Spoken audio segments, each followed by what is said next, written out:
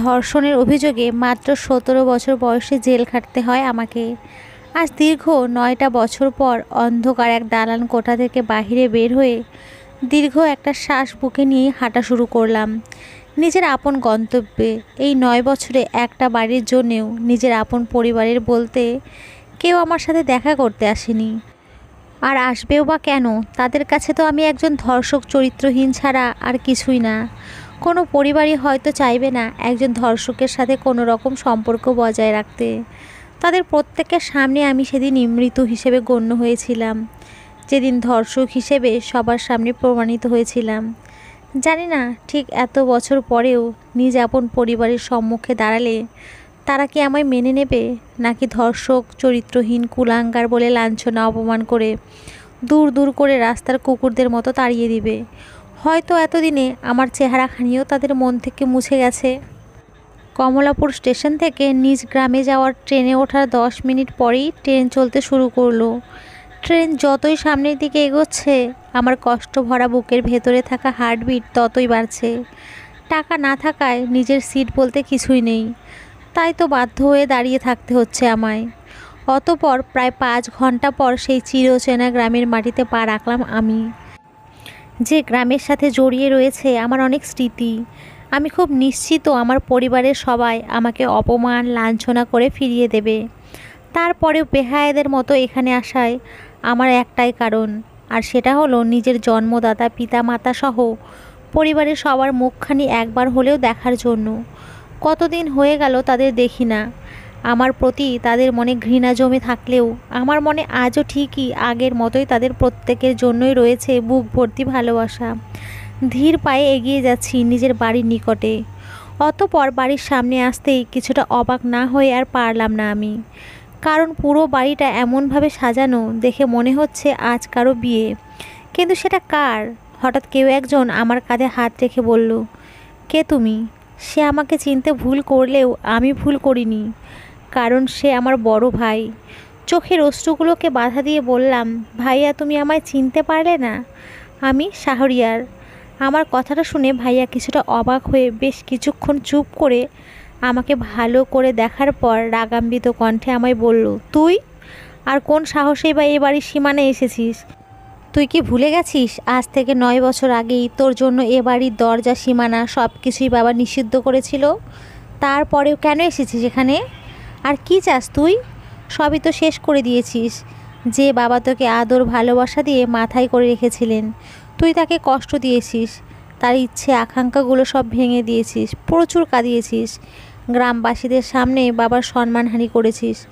একটা মেয়ের সবথেকে মূল্যবান জিনিসটা কেড়ে নিয়ে চাচা চাচিকে তুই প্রচুর কাঁদিয়েছিস, কারণ ওনাদের মেয়ে আজ ধর্ষিত শুধুমাত্র তোর জন্য। এমনকি মায়ের হার্ট অ্যাটাকের মৃত্যুটাও শুধু তোর জন্যই হয়েছে।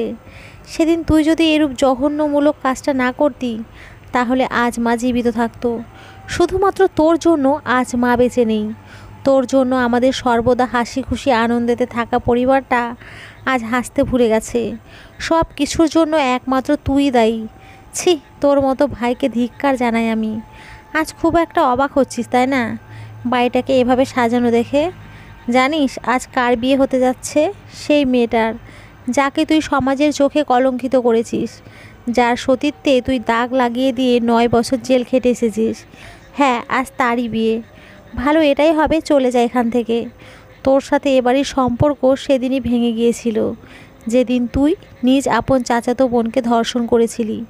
জানি না ভাইয়া তুমি আজও বিশ্বাস করবে কি না, তারপরেও আমি একই কথা আবারও বলছি। যে কথা আজ থেকে 9 বছর আগেও সবার সম্মুখে গলা ফাটিয়ে চিৎকার করে বলেছিলাম, আমি নির্দোষ। 9টা বছর জেল খেটে আসার পরেও এরূপ কথা বলতে তোর কি একটুও লজ্জা বোধ করলো না? সত্য বলতে লজ্জা কিসের? তোকে আবারও খুব ভালো করেই বলছি, প্লিজ তুই এখান থেকে চলে যা, আর অশান্তির সৃষ্টি করিস না। শুধু বাবাকে একবার দেখতে চাই, কথা দিচ্ছি বাবাকে দেখেই আমি চলে যাব। বাবা তোর মতো চরিত্রহীনকে কেন দেখা দেবে? কেন বুঝতে চাচ্ছিস না তুই? ভাইয়া একটু বেশিই চিৎকার করে ফেললো, যার ফলে ভাইয়ার চিৎকার শুনে বাবা এবং চাচা উভয়ই বাড়ি থেকে বের হয়ে এলেন এবং ভাইয়াকে জিজ্ঞেস করলেন কি হয়েছে। ভাইয়া কিছুটা আমার দিকে তাকিয়ে আমাকে আঙুল দিয়ে ইশারা দিয়ে দেখিয়ে বলল, ওই যে দেখো, 9 বছর জেল খেটে দিয়ার সর্বনাশকারী এসেছে। ভাইয়ার কথা শুনে বাবা সঙ্গে সঙ্গে তার মুখ ঘুরিয়ে নিলেন। চাচা এসে আমাকে 4-5টা থাপ্পড় দিয়ে বললেন, তোর মতো কুলাঙ্গার কোন সাহসে এখানে আবার পা রাখার সাহস পায়। চাচা হয়তো বিশ্বাস করবে না, তারপরেও আবার বলছি, আমি তোমার মেয়ের সর্বনাশ করিনি সেদিন। চুপ কর, তোকে নিজের সন্তানের চেয়েও বেশি ভালোবেসেছিলাম, কিন্তু কি পেলাম বদলে? কেন তুই আমার মেয়ের সুখ দেখতে পারিস না? আজ এখানে তুই এই বিয়ে ভেঙে আবার আমার মেয়ের সর্বনাশ করতে এসেছিস। জানি না কতক্ষণ লাঞ্ছনা অপমান সহ্য করতে হয়েছে আমায়, তবে বেশিক্ষণ আর সেখানে থাকতে পারিনি। সোজা আবার স্টেশনে চলে আসলাম। আসার সময় ছোট ছোট ছেলে মেয়েরা চিল্লাচিল্লি করে আমাকে ইট পাথর ছুঁড়ে মেরেছিল। যেন মনে হচ্ছিল তাদের মধ্যে কোনো প্রতিযোগিতা চলছিল, কে কত বেশি আমাকে ইট পাথরের টুকরো মারতে পারে। সবগুলোই আমার শরীরের বিভিন্ন অংশে লাগলেও তবে একটা আমার কপালে এসে লেগেছিল। একটুর জন্য চোখটা বেঁচে গিয়েছিল, কিন্তু কপাল থেকে সেই মুহূর্তে বেশ খানিকটা রক্ত পড়েছিল। শুনেছি ঢাকা শহরটা ছোট হলেও সেখানে রাত কাটানোর বহু জায়গা রয়েছে। অতঃপর ঘুরে ফিরে আবার ঢাকার উদ্দেশ্য রওনা দিলাম। আবার সেই আগের মতোই 5 ঘন্টা অতিবাহিত হওয়ার পর প্রায় রাত 10 ঘটিকার সময় ঢাকায় এসে পৌঁছলাম আমি। অতএব নিরিবিলি এক রাস্তাকে চিহ্নিত করে সেই রাস্তা দিয়েই আনমনে হেঁটে যাচ্ছি। ঠিক জানি না কোথায় যাচ্ছি, তবে পা যতক্ষণ চলছে এভাবেই চলতে থাকুক। হঠাৎ দ্রুত বেগে একটা পুলিশের গাড়ি আমার সামনে এসে ব্রেক করে এবং গাড়ি থেকে কয়েকজন পুলিশ নেমে এসে আমাকে জোর করে গাড়িতে উঠিয়ে থানায় নিয়ে আসে। আমি নাকি বিভিন্ন মেয়েদেরকে দিয়ে দেহ ব্যবসা করাই, সেই অপরাধে আমাকে সারা রাত প্রচুর মারধর করে। পরের দিন সকালে আবার ঠিকই ছেড়ে দেয়। তখন আমি খুবই আশ্চর্য হয়ে গেলাম, কারণ এত তাড়াতাড়ি ছাড়া আমি কি করে পেলাম।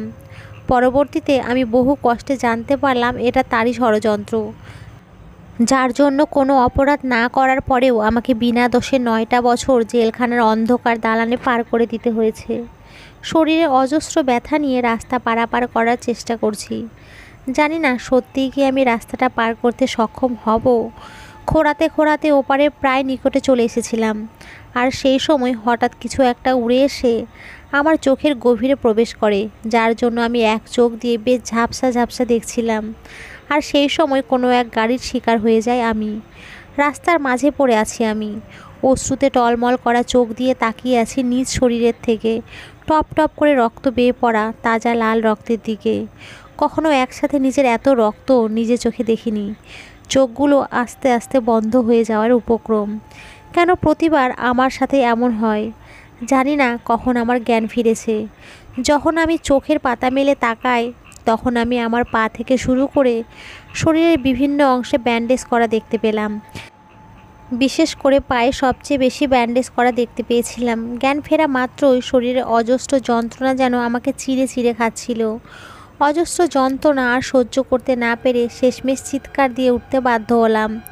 অতঃপর একটা ডাক্তার ছুটে এলেন, সম্ভবত উনি মেয়ে হবেন। এসেই আমাকে একটা ঘুমের ইঞ্জেকশন দেন এবং তার সাথে থাকা একটা নার্সকে খুব সতর্কতার সাথে বললেন আমার আবার জ্ঞান ফিরলে এই ওষুধগুলো খাইয়ে দিতে এবং আমার যত্ন নিতে। এবং পরিশেষে উনি বললেন আমি যেন এই মুহূর্তে কিছুতেই জানতে না পারি যে আমি আর কখনোই নিজের পায়ে দাঁড়াতে পারবো না। কিন্তু কথাটা যখন তিনি নার্সকে বলছিলেন, সেই সময়ও আমার কিছুটা সেন্স ছিল। পরিশেষে আবার ঘুমের নদীর অতল গভীরে তলিয়ে গেলাম। পরবর্তীতে আমার যখন জ্ঞান ফিরে, তখন নার্স আমাকে কিছু ঔষধ খাইয়ে দেন। এখনও পায়ে খুব যন্ত্রণা হচ্ছে, আর হবেও না কেন? সবচেয়ে বেশি তো পায়ে চোট পেয়েছি, আর এর জন্যই হয়তো আমি আর কখনো নিজের পায়ে দাঁড়াতে পারবো না। পাশেই নার্স দাঁড়িয়েছিলেন। আমি তাকে উদ্দেশ্য করে বললাম, দুনিয়াটা বড়ই অদ্ভুত, তাই না? আচ্ছা, এমন কেন হয় বলুন তো? অপরাধীরা বেঁচে যায়, সর্বদা নির্দোষরাই কেন ফেঁসে যায়? হঠাৎ আমার এমন কথা যেন নার্সকে বেশ অবাক করে দেয়।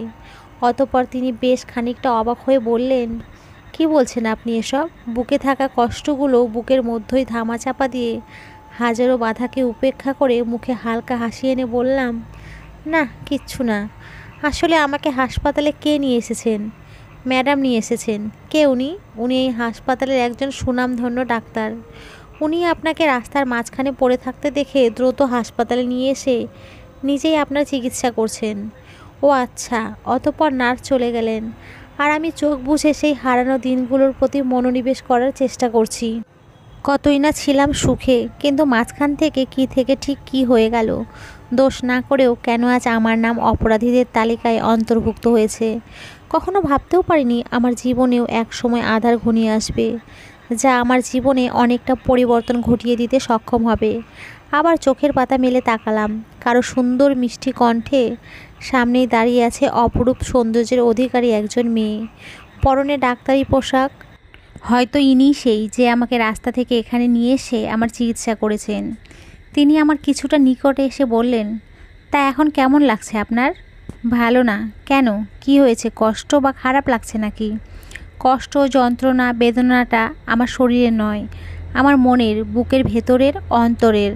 আমার এমন অদ্ভুত কথা শুনে তিনি গম্ভীর কণ্ঠে বললেন, কেন প্রেমে ব্যর্থ হয়েছেন নাকি? না, কিন্তু তার চেয়ে অধিক কষ্ট আমার। এত কষ্ট কিসের আপনার? সব কিছুই সবাইকে বলা যায় না ম্যাডাম। অবশ্য একজন রোগী চাইলে তার ডাক্তারকে ফ্রেন্ড মনে করে বলতে পারে, তাতে অভ্যস্ত নই আমি। আচ্ছা ঠিক আছে, নাইবা বললেন, সেটা আপনার ব্যক্তিগত বিষয়। আচ্ছা ম্যাডাম, আমার সুস্থ হতে কতদিন লাগবে? খুব তাড়াতাড়ি সুস্থ হয়ে উঠবেন আপনি। আচ্ছা, আমি কি সত্যিই আর নিজের পায়ে দাঁড়াতে পারবো না? হঠাৎ আমার এমন কথা শুনে উনি বেশ পরিমাণে চমকে যান। হয়তো বুঝতে পারছেন না আমি কি করে এ কথা জানতে পারলাম। এদিক ওদিক কয়েকবার তাকিয়ে বললেন, কি বলছেন এসব? কেন দাঁড়াতে পারবেন না? নিশ্চয়ই আপনি দাঁড়াবেন, হাঁটবেন, ছুটবেন, সব কিছুই করতে পারবেন। আমাকে মিথ্যা আস্থা দিয়েন না ম্যাডাম। সেই সময় নার্সকে বলা আপনার কথোপকথন আমি শুনেছি। তখনও সেন্স বলতে আমার কিছুটা ছিল।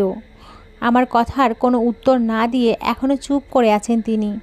হয়তো এই মুহূর্তে বলার মতো কোনো ভাষাই তার কাছে নেই। অতঃপর তিনি কিছু না বলেই চলে গেলেন আমার সম্মুখ থেকে। তাতে কোনো ভ্রুক্ষেপ বলতে কিছুই করলাম না আমি। আবার নিজ চোখের পাতা বন্ধ করলাম।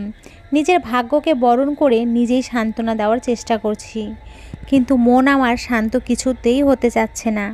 রাতে আবার তিনি, অর্থাৎ সেই ডাক্তার ম্যাডাম এসে আমাকে বেশ কিছুক্ষণ পরীক্ষা নিরীক্ষা করেন এবং নার্সকে ওষুধ খাইয়ে দিতে বলেন। ওষুধ খাওয়ার পর তিনি আমাকে প্রশ্ন করলেন, আপনি কে? কি করেন? কোথায় থাকেন? বাসা কোথায়?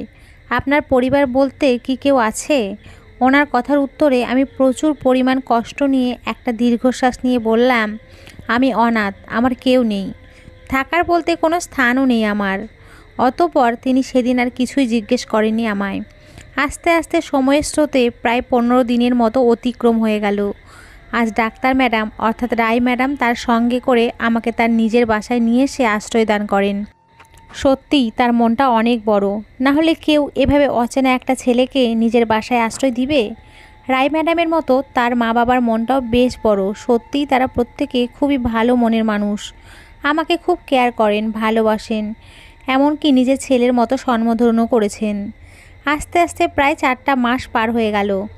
আমি এখন মোটামুটি সুস্থ, তবে আমাকে হয়তো সারা জীবন হুইল চেয়ারেই বসে থাকতে হবে। তার কারণ একটাই, ওই যে আমি নিজের পায়ে দাঁড়ানোর সক্ষমতা হারিয়ে ফেলেছি। আজ রায় ম্যাডামের সাথে তার মামাতো ভাইয়ের বিয়ের কথোপকথন চলছে। সবাই এতে হ্যাঁ সম্মতি প্রকাশ করলেও রায় ম্যাডাম এখনও কোনো সম্মতি প্রকাশ করেনি।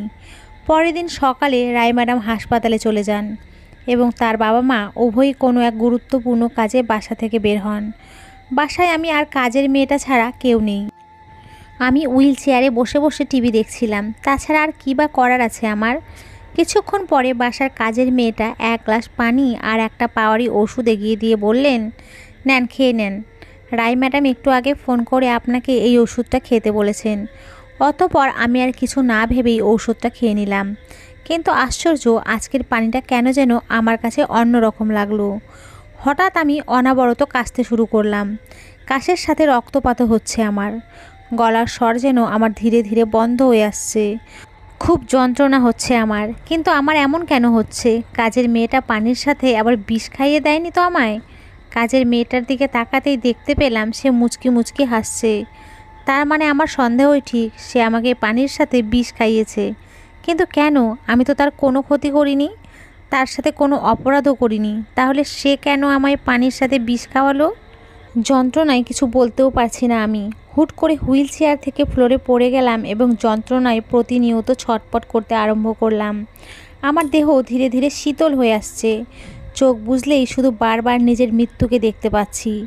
অসহায়ের মতো পড়ে আছি কাজের মেয়েটার সম্মুখে। এখনও তার মুখে হাসি দেখতে পাচ্ছি, কিন্তু সে এমন কেন করলো আমার সাথে? তারপর আর কিছুই মনে নেই আমার। বেঁচে থাকার ইচ্ছেটা তো সেই কবেই হারিয়ে ফেলেছিলাম। মিটমিট করে চোখের পাতা মেলতেই দেখতে পেলাম রায় ম্যাডাম সহ তার মা বাবা উভয় আমার সামনে বসে আছেন। তাদের দেখে বেশ উদাসীন ও চিন্তিত মনে হচ্ছিল। রুমের এক কোণে সেই কাজের মেয়েটা দাঁড়িয়ে ফ্যাল ফ্যাল করে কাঁদছে। স্পষ্ট হাতের 5 আঙুলের ছাপ কাজের মেয়েটার শ্যামলী বর্ণের চেহারায় ফুটে উঠেছে। হয়তো কেউ কাজের মেয়েটাকে থাপ্পড় মেরেছে। এখনও কেউ খেয়ালই করেনি যে আমার জ্ঞান ফিরেছে। সবাই নিশ্চুপ চিন্তিত হয়ে বসে রয়েছেন। রায় ম্যাডামকে সবচেয়ে বেশি চিন্তিত মনে হচ্ছে। তার মুখে অনেক লুকায়িত কষ্ট কেন যেন আমি বেশ অনুভব করতে পারছি। অতঃপর রায় ম্যাডাম যখন বুঝতে পারলেন আমার জ্ঞান ফিরেছে, তখন তিনি এক দীর্ঘশ্বাস ছেড়ে কিছুটা শান্ত হলেন এবং কাজের মেয়েটাকে আমার সম্মুখে দাঁড় করিয়ে বললেন, বল, কার কথা এসব করেছিস? রায় ম্যাডামের কথার জবাবে কাজের মেয়েটা কান্নামাখা কণ্ঠে বললেন, আমায় মাফ করে দিন। আপনার মামাতো ভাইয়ের কথাতেই আমি ওনাকে বিষ খাইয়েছি। আপনার মামাতো ভাই আমাকে 10,000 টাকা দিয়ে বললেন আমি যেন ওকে পানির সাথে বিষ পান করাই, আর আমিও টাকার লোভ সামলাতে না পেরে কাজটা করে ফেলি। কাজের মেয়েটার কথাগুলো শুনে রায় ম্যাডামের মা বাবা দুজনেই একসাথে বলে উঠলেন, কিন্তু কেন? আসিফ কেন শাহরিয়ারকে বিষ খাইয়ে মারতে চেয়েছে? অতঃপর রায় ম্যাডাম তার মা বাবার কথার উত্তরে বললেন, কারণ আসিফ খুব ভালো করেই উপলব্ধি করতে পেরেছিল যে আমি শাহরিয়ারকে ভালোবাসি। তাই শাহরিয়ারকে সরিয়ে দিয়ে নিজের রাস্তাটা পরিষ্কার করে আমাকে নিজের করে পেতে চেয়েছিল। ভাগ্যিস আমি সঠিক সময়ে হাসপাতাল থেকে বাসায় চলে এসেছিলাম, না হলে হয়তো শাহরিয়ার বাঁচা অনিশ্চিত হয়ে যেত। আর শাহরিয়ারের যদি কিছু হয়ে যেত, তাহলে আমার বেঁচে থাকাটা অনিশ্চিত হয়ে যেত। নিজেকে কখনো ক্ষমা বলে কিছুই করতে পারতাম না। কথাগুলো বলেই রায় ম্যাডাম রুম ত্যাগ করে অন্য রুমে চলে গেলেন। রায় ম্যাডাম চলে যাওয়ার পরপরই রায় ম্যাডামের মা বাবা কাজের মেয়েটাকে ধুর ধুর করে বাড়ি থেকে তাড়িয়ে দিলেন। চুপচাপ শুয়ে আছি আমি। তখনও চুপ ছিলাম, আর এখনও মনে মনে শুধু একটা কথাই অনবরত ভাবছি, রায় ম্যাডাম কি সত্যিই আমাকে ভালোবাসেন? জানি না ঠিক, হয়তো ভালোবাসেন, আবার নাও হতে পারে। রায় ম্যাডামের মা আমার মাথায় হাত বুলিয়ে দিচ্ছে। কেন জানি আজ মায়ের কথা ভীষণ মনে পড়ছে। একটা সময় আমার মাও এভাবেই আমার মাথায় হাত বুলিয়ে দিতেন। নিজ পরিবারের সাথে কাটানো সুন্দর দিনগুলো এখনও ভুলতে পারি না। সেই দিনগুলোর স্মৃতি প্রতিনিয়ত আজ আমার চোখে অশ্রুর কারণ হয়ে দাঁড়িয়েছে। যতই পুরনো কথাগুলো ভুলে যাওয়ার চেষ্টা করি, ততই বারবার প্রতিটা সেকেন্ড, প্রতিটা মিনিট, প্রতিটা ঘন্টা, আরে এমন কোনো সময় নেই যে আমার মনে পড়ে না। সেই সব স্মৃতি আমার ভেতরটাকে সব সময় চিরচির করে খায়। অতএব রায় ম্যাডামের মা হঠাৎ করে বলে উঠলেন, আচ্ছা বাবা, রায় তো বলল তোমার কেউ নেই, অর্থাৎ তুমি অনাথ, এটা কি সত্যি? ওনার কথার জবাবে আমি বেশ কিছুক্ষণ চুপ করে থাকার পরে উত্তরে খুব কষ্টে নিজেকে বেশ শক্ত করে বললাম, হ্যাঁ আমি অনাথ, কেউ নেই আমার। আজ থেকে কখনো নিজেকে একা মনে করবে না, কখনো অনাথ বলবে না, কারণ আজ থেকে মনে করবে আমরাই তোমার পরিবার। আর এমনিতেও এ কথা আগেও আমি তোমাকে বহুবার বলেছিলাম। আচ্ছা তাহলে তুমি বিশ্রাম নাও, আমি আসি। কথাগুলো বলেই তিনি চলে গেলেন। রাতে রায় ম্যাডাম এসে আমাকে নিজের হাতে করে খাবার খাইয়ে দিলেন। এই প্রথম তিনি আমাকে খাইয়ে দিয়েছেন। সত্যিই আমি কখনো ভাবতেও পারিনি এমন এক মেয়ের মনে আমার ঠাঁই বলে কিছু হবে। পরের দিন সকালে রায় ম্যাডামের মামাতো ভাই বাড়িতে এসে হাজির হয় এবং আমাকে দেখে তিনি যেন অবাকের শেষ সীমানা অতিক্রম করে ফেলেন। হয়তো ভাবতেই পারিনি আমাকে এভাবে নিজের চোখে দেখতে পারবে। পরিশেষে ওই দিন রায় ম্যাডাম তার মামাতো ভাই আসিফকে প্রচুর পরিমাণে অপমান করে বাড়ি থেকে তাড়িয়ে দেন এবং ফোন করে আসিফের মা বাবা উভয়কেই তাদের ছেলের কুকর্মগুলো বলে দিয়ে ফোন রেখে দেয়। আস্তে আস্তে আরও কয়েকটা দিন চলে যায়। 10 দিন পর আমার আর রায়ের বিয়ের দিন, তারিখ, সময় নির্ধারিত করা হয়েছে। এতে সবাই খুশি থাকলেও কেন যেন আমি খুশি নেই, কারণ আমি রায়কে হয়তো খুশিতে রাখতে পারবো না। আমার জীবনের সাথে জড়ালে রায় কখনো সুখী হতে পারবে না। প্রতিটা ধাপে ধাপে রায় ম্যাডামকে নানা ধরনের কষ্ট এবং বিভিন্ন অসুবিধার সম্মুখীন হতে হবে। হুইল চেয়ারে বসে আছি, চোখের সামনে রায় ম্যাডাম তার কোনো এক গুরুত্বপূর্ণ কাজ সম্পূর্ণ করার চেষ্টা করছে। হঠাৎ আমি রায় ম্যাডামকে প্রশ্ন করেই ফেললাম, প্লিজ আমাকে বিয়ে করে নিজের সর্বনাশ ডেকে আনবেন না। হঠাৎ আমার এমন অদ্ভুত রকমের মুখের ধ্বনি শুনে তিনি আমার দিকে কিছুটা চোখ বড় বড় করে তাকালে আমি আবার ওনাকে উদ্দেশ্য করে বললাম, আমার জীবনের সাথে নিজেকে জড়ালে পদে পদে অনেক কষ্ট অসুবিধার সম্মুখীন হতে হবে আপনাকে। কেন বুঝতে চাইছেন না? আমার কোনো যোগ্যতাই নেই আপনাকে বিয়ে করার। না আছে আমার শিক্ষাগত যোগ্যতা, আর না আছে আমার আপনাকে বিয়ে করার যোগ্যতা। আমি নিজের পায়ে হয়তো আর কখনো দাঁড়াতেও পারবো না। আমি সব দিক দিয়েই অচল। প্লিজ আমাকে বিয়ে করে নিজেই নিজের সর্বনাশ সহ বিভিন্ন অসুবিধার দাওয়াত দিয়ে আনবেন না। অতঃপর আমার কথার জবাবে রায় ম্যাডাম তার সমস্ত গুরুত্বপূর্ণ কাজ রেখে দিয়ে আমার কিছুটা নিকটে এসে বললেন, তোমার কোনো যোগ্যতা আছে বা নাই সেটা দেখার বা শোনার কোনো ইচ্ছেই আমার নেই। আমি তোমাকে ভালোবাসি, জাস্ট এটাই চিরসত্য, এবং তোমাকে ভালোবেসে আমি সব অসুবিধার সম্মুখীন হতেও প্রস্তুত। জানি না মেয়েটা আমার মধ্যে ঠিক কী দেখেছে যা অন্য কেউ দেখতে পাচ্ছে না। রায় ম্যাডামের প্রত্যেকটা কথা যেন আমাকে বেশ অবাক করে দিচ্ছে। অবশেষে সেই দিন এসেই গেল, অর্থাৎ রায় ম্যাডাম আর আমার বিয়ের দিন। অবশ্য রায় ম্যাডাম ডাকতে আমার নিষেধ করেছে, তারপরেও অনেক দিনের অভ্যাস, কী করেই বা এত সহজে নিয়ন্ত্রিত করব। সারা বাড়িতে হইচই। ধীরে ধীরে রায়দের সব রিলেটিভরা আসা আরম্ভ করেছেন। বিয়েতে রায়ের বড় মামা অর্থাৎ আসিফের বাবা বা আসিফ অর্থাৎ তাদের পক্ষ থেকে কেউই আসেনি।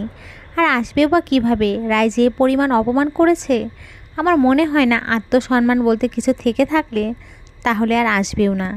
বিয়েতে রায়ের বড় মামা না আসলেও রায়ের ছোট মামা ঠিকই এসেছেন। শুনেছি রায়ের ছোট মামা নাকি একজন জর্জ, তবে কখনো দেখা হয়নি তাকে। পরিশেষে বিয়ের বেশ কিছুক্ষণ আগে যখন রায় তার ছোট মামার সাথে আমার পরিচয় করিয়ে দিতে যায়, তখন রায়ের ছোট মামাকে দেখে আমি যেন অবাকের শীর্ষে উঠে যাই। উনিও যেন বেশ খানিকটা অবাক হয়ে যান। আমি ওনাকে চিনতে ভুল করিনি, আর উনিও হয়তো আমায় ঠিকই চিনেছেন। আর চিনবেন নাই বা কেন? স্বয়ং ওনার নির্দেশেই তো আমার 9টা বছর জেল হয়েছিল। 9টা বছর ধুকরে ধুকরে আমাকে অন্ধকার এক জেলখানায় পড়ে থাকতে হয়েছিল। অতএব উনি আমার দিকে বেশ কিছুক্ষণ তাকিয়ে থাকার পর ঘর ভর্তি মানুষের সামনে চিৎকার করে আমাকে আঙুল দিয়ে চিহ্নিত করে দেখিয়ে দিয়ে বললেন, এই বিয়ে হতে পারে না। ধর্ষণের অভিযোগে 9 বছর জেল খাটা একজন আসামির সাথে আমার ভাগ্নির বিয়ে হতে পারে না। হঠাৎ ওনার মুখে এমন কথা শুনে সবাই যেন কয়েক মুহূর্তের জন্য স্তব্ধ হয়ে গেছিল। প্রত্যেকের চোখের দৃষ্টি লক্ষ্য সব কিছুই যেন আমার উপরে এসে পড়েছিল। সবাই তাকিয়ে আছে আমার দিকে, এমনকি রায়ও। নিজের মামার মুখ থেকে এরূপ কথা শুনে রায় তার মামাকে বললেন, মামা তুমি এসব কি বলছো? শাহরিয়ার কেন জেল খাটা আসামি হতে যাবে? নিশ্চয়ই তোমার কোনো না কোনো ভুল হচ্ছেই। না, আমার কোনো ভুল হচ্ছে না। হয়তো আমার বয়স বেড়েছে কিছুটা, তারপরেও আমার স্পষ্ট মনে আছে সেই দিনটার প্রতি। সেদিন সমস্ত সাক্ষ্য প্রমাণ ওর বিপক্ষে ছিল। সেদিন সবার সম্মুখে ও ধর্ষক প্রমাণিত হয়েছিল।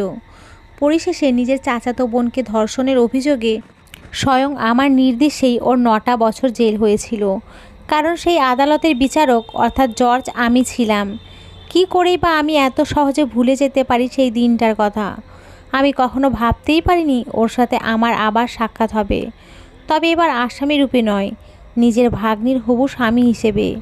রায়ের মামার কথাগুলো শুনে সবাই আগের চেয়ে দ্বিগুণ আকারে নিশ্চুপ হয়ে যান। কারো গলায় যেন কোনো কণ্ঠস্বর নেই, সবাই যেন বোবা রূপে রূপান্তর হয়ে যায়। রায়ের চোখে আর স্পষ্ট জল দেখতে পাচ্ছি। এর আগে কখনো রায়ের চোখে আমি জল দেখিনি। অতঃপর রায় আমার বেশ খানিকটা নিকটে এসে চোখে টলমল করতে থাকা জলগুলো মুছে কিছুটা ভাঙা গলায় আমাকে বললেন, এসব কি শাহরিয়ার? এখনও তুমি চুপ করে আছো কেন? কিছু বলছো না? মামা যা বলছে তা কি সত্য না মিথ্যা? প্লিজ শাহরিয়ার, আমি তোমাকে রিকোয়েস্ট করে বলছি, দয়া করে তুমি এখন আর চুপ করে থেকো না। প্লিজ আমাকে বলো, মামা যা বলছে তা কি সত্যি নাকি মিথ্যা? আমাকে ভুল বুঝবেন না রায়। হ্যাঁ, আপনার মামা যা বলছেন সবই সত্য, তবে আমি আমার নিজ চাচাতো বোনকে ধর্ষণ করিনি। সেদিন হয়তো সব সাক্ষ্য প্রমাণ আমার বিরুদ্ধে ছিল। আমি ধর্ষক প্রমাণিত হয়েছিলাম, কিন্তু সত্যি তো এটাই ছিল যে আমি সম্পূর্ণ নির্দোষ ছিলাম। আমাকে সম্পূর্ণ মিথ্যা এক অপরাধে ফাঁসানো হয়েছিল। দোষ না করেও দোষী হিসাবে কাঠগড়ায় দাঁড়াতে হয়েছিল। খুব স্বপ্ন ছিল পড়াশোনা করে একদিন অনেক দূর এগিয়ে যাব, কিন্তু সেদিন আমার সব স্বপ্ন ভেঙে গিয়েছিল। মিথ্যা এক বেড়াজালে আমাকে সম্পূর্ণ ফাঁসিয়ে দেওয়া হয়েছিল। সেদিন কেউ বিশ্বাস করেনি আমায়। সবার কাছে অবিশ্বাসের পাত্র হয়ে গিয়ে দাঁড়িয়েছিলাম। সবাই আমাকে সেদিন ধিক্কার জানিয়েছিল। সেদিন সাপোর্ট করার মতো কাউকে আমার পাশে পাইনি। যাকে নিজের আপন বোনের মতো সম্মান করতাম, ভালোবাসতাম, কিন্তু সেই বোনই দিন শেষে আমাকে তার বোনা মিথ্যা জালে ফাঁসিয়ে দিয়ে অপরাধী হিসেবে সবার সম্মুখে চিহ্নিত করেছে। সেদিন সব কিছুই যেন আমার বিরুদ্ধে ছিল। কোনো অপরাধ না করেও সেদিন সবার সম্মুখে দোষী সাব্যস্ত হয়ে 9টা বছর আমাকে ওই অন্ধকার জেলখানায় দোষ না করা সত্ত্বেও বিভিন্ন আসামিদের মাঝে বছরের পর বছর কাটিয়ে দিতে হয়েছে। এমন কেন হয়? কেন আসল অপরাধীরা প্রতিনিয়ত বেঁচে যায় আর সর্বদা নির্দোষ নিরপরাধ মানুষরাই ফেঁসে যায়? আপনি কি জানেন রায়, 9 বছর পরেও নিজ আপন পরিবারের সম্মুখে দাঁড়িয়ে অনেক লাঞ্ছনা অপমান সহ্য করার পরেও আমি একই কথা বলেছিলাম যে আমি নির্দোষ, কিন্তু তারপরেও কেউ বিশ্বাস করেনি।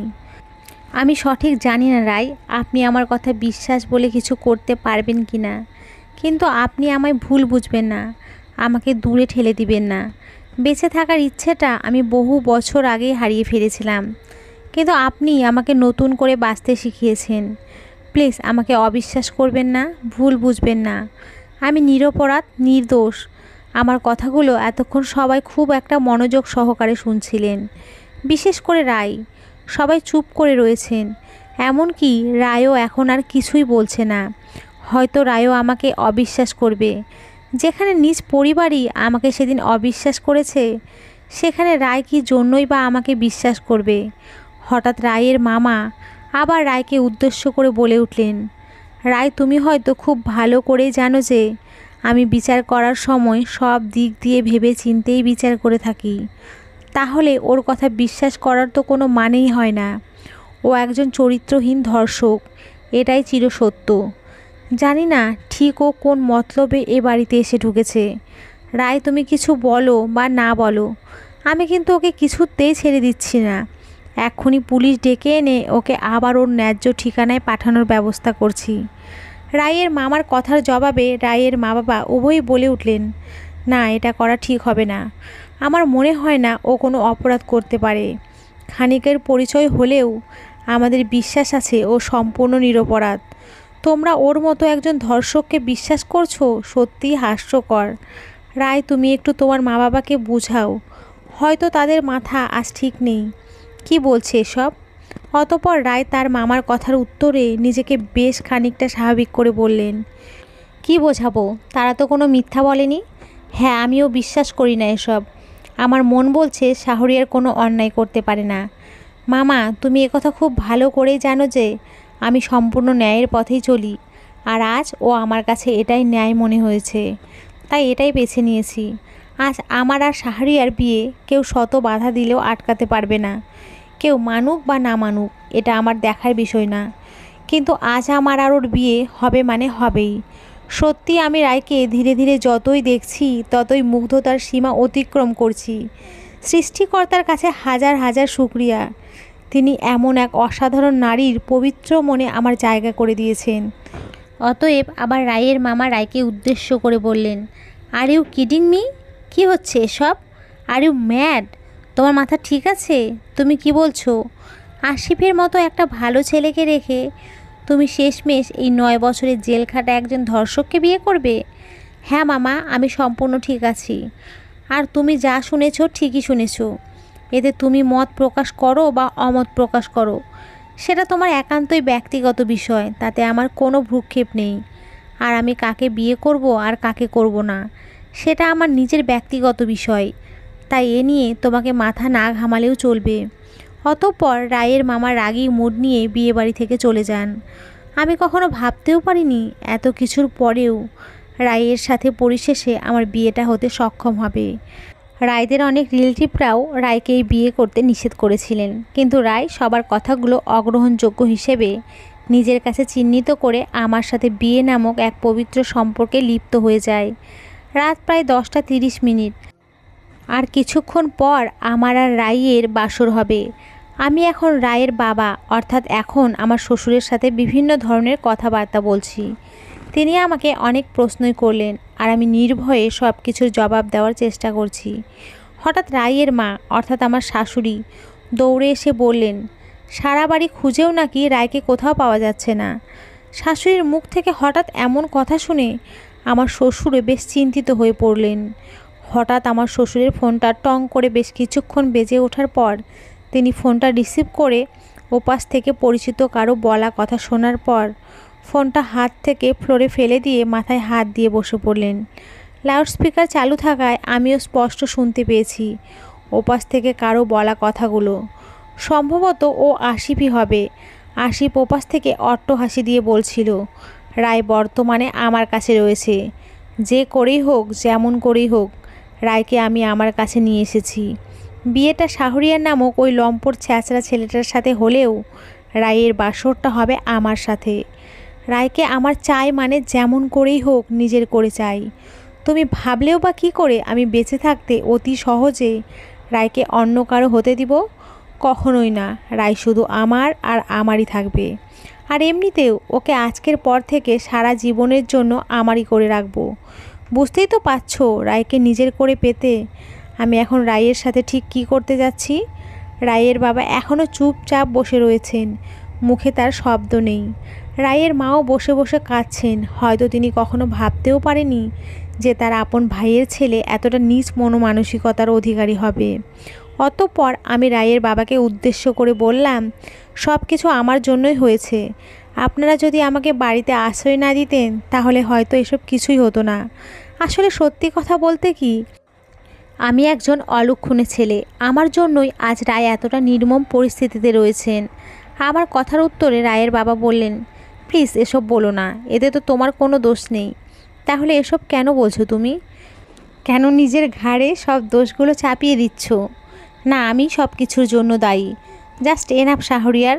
দ্বিতীয়বার আর এসব কথা মুখে আনবে না।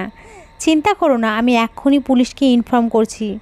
আশা করি রায় এখনও আসিফের প্রকট থেকে নিরাপদে আছে।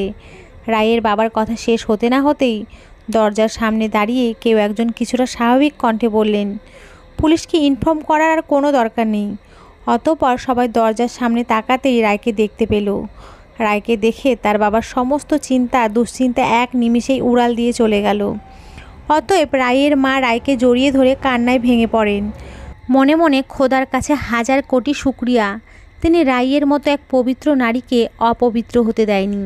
পরিশেষে রায় তার মাকে বহু কষ্টের সম্মুখীন হয়ে শান্ত করতে সক্ষম হন। রায়ের বাবা রায়কে জিজ্ঞেস করলেন, কিভাবে কি হয়েছে মা, আমাদের একটু বল। নিজ বাবার উত্তরে রায় বললেন, আসলে বড় মামা আমাকে কল দিয়ে অনেক রিকোয়েস্ট করে বলেছিল নিচে, অর্থাৎ বাড়ির গেটের সামনে আসতে। আসিফ নাকি আমার কাছে ক্ষমা চাইতে এসেছে।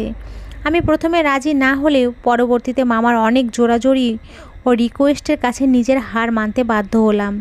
কিন্তু কখনো ভাবিনি যে তাদের মনে মনে এই ফন্দি ছিল।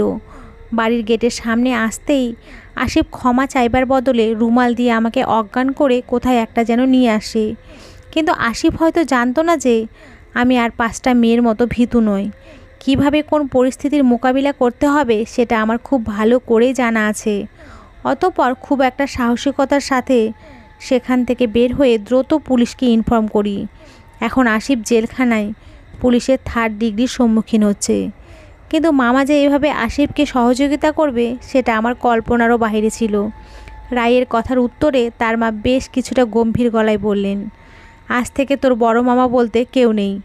আমিও ভুলে গেছি আজ থেকে যে আমার বড় ভাই বলে কেউ এই পৃথিবীতে আছে। সব সম্পর্ক ছিন্ন করে দিলাম আজ থেকে। কিন্তু মা, শ্যাট আপ রাই, এই নিয়ে আর কোনো কথা আমি শুনতে চাই না। ছেলেটা তোর জন্য অনেক অস্থির হয়ে পড়েছিল। রাত তো অনেক হলো, এবার ওকে নিয়ে তোর রুমে যা। অতঃপর রায় আমাকে নিয়ে নিজের রুমে চলে আসলো। আজ আমার আর রায়ের বিয়ের প্রথম রাত। কেমন কেমন যেন আমার লাগছে। রায় ওয়াশরুমে গেছে, বেশ কিছুক্ষণ হয়েছে, আর আমি এখন বিছানায় বসে আছি। মনে মনে ভাবছি না জানি আজ প্রথম রাতটা আমার কিভাবে কাটবে।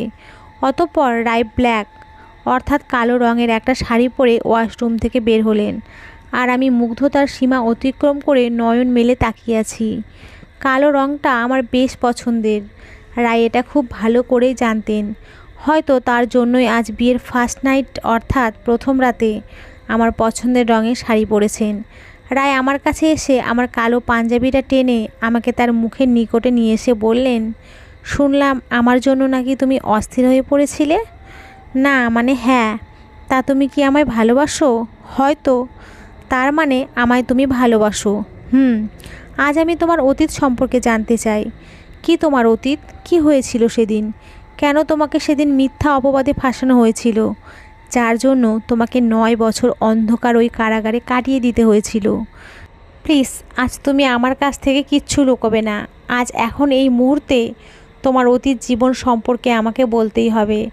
রায়ের হঠাৎ করে এমন কথায় আমি বেশ কিছুটা হক চকিয়ে বললাম, আজ না প্লিজ, অন্য একদিন নিশ্চয়ই বলবো আমার অতীত জীবনে ঘটে যাওয়া স্মরণীয় প্রত্যেকটা গল্প। না প্লিজ শাহরিয়ার, আজ তোমাকে এখনই এই মুহূর্ত থেকে আমায় বলতেই হবে। তোমার অতীত জীবন সম্পর্কে কখনো স্মরণ করতে চাইনি সেই দিনগুলোর প্রতি, কিন্তু মনে হয় আজ আপনাকে বলতেই হবে আমার জীবনে ঘটে যাওয়া সেই অভিশপ্ত দিনগুলোর কথা। আজ থেকে 9 বছর আগের কথা। হাসি খুশিতে ভরপুর ছিল আমাদের পরিবারটা।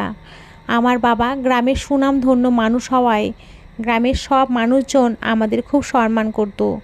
আমাদের গ্রামে শুধু একজনই সোনার টুকরো ছেলে বলে কেউ একজন ছিল।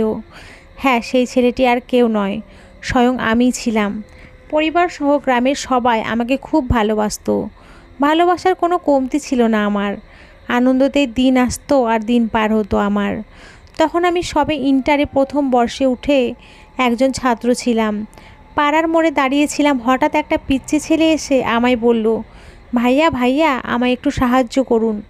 আমি আর আমার আপু মামা বাড়িতে যাচ্ছিলাম। তখন কিছু বাজে লোক আমার আপুকে খারাপ ভাষায় কথা বললে আমার আপু তার প্রতিবাদ জানালে ওরা আপুর সাথে অসভ্যতা করতে থাকে। ওই যে দেখুন, এখনও আমার আপুর সাথে ওরা অসভ্যতা করছে। পিচ্চি ছেলেটার কথাগুলো শুনে কিছুটা ডান দিকে তাকালেই দেখতে পেলাম সত্যিই তো একটা মেয়ের সাথে কিছু বকাটে ছেলেরা অসভ্যতাম করছে। এ ধরনের অপরাধ আমাদের গ্রামে প্রায়ই হয়ে থাকে, যা প্রতিরোধ করার জন্য আমি এক দল গঠন করেছিলাম। দল গঠনের পর থেকে এসব অপরাধমূলক কাজ একদমই কমে গিয়েছিল। কিন্তু কুকুরের লেজ তো কুকুরের লেজই হয়, তার কখনো সোজা হয় না। অতঃপর আমি পিচ্চি ছেলেটাকে নিয়ে সেই বখাটে ছেলেগুলোর নিকটে গিয়ে তাদের প্রত্যেককে উদ্দেশ্য করে বললাম, কিরে ভাই, সমস্যা কি? আমার কথার উত্তরে কেউ একজন বলল, তোর সমস্যা কি? দেখছিস না একটা মালকে হাতের নিকটে পেয়েছি, শুধু শুধু ডিস্টার্ব কেন করছিস? ও আচ্ছা, আমার ইন্টারফাই করতে তোদের ডিস্টার্ব হচ্ছে তাই না? আমার কথার জবাবে আবার সেই ছেলেটা বলল, হ্যাঁ হচ্ছে। তা তুই একা কী করবি আমাদের? অতঃপর শুধু একটা চিৎকার করেছিলাম। ইয়াং থেকে বয়স্ক লোকজন সবাই ছুটে এসেছিলেন। পরিশেষে আমার সাথে এত লোকজন দেখে ছেলেটার সঙ্গী সাথী সবাই পলায়ন করে। অতএব সেদিন নিজের থেকে বয়সে বড় ছেলেটাকে থাপ্পড় মেরে বলেছিলাম, নারীদের সম্মান করতে শেখ। রাতে সবার সাথে বসে খাবার খাচ্ছিলাম, তখন হঠাৎ আমার চাচাতো বোন দিয়া এসে আমার খাবারের প্লেটটা ফ্লোরে ছুঁড়ে মেরে চিৎকার দিয়ে বলল, আমাকে খারাপ খারাপ ইঙ্গিত আর মেসেঞ্জারে খারাপ খারাপ মেসেজ ভিডিও পাঠানো বন্ধ কর শাহরিয়ার। আজ যদি তোর মায়ের পেটের বোন হতাম আমি, তাহলে কি তুই আমার সাথে এসব নোংরামি করার চেষ্টা করতে পারতি?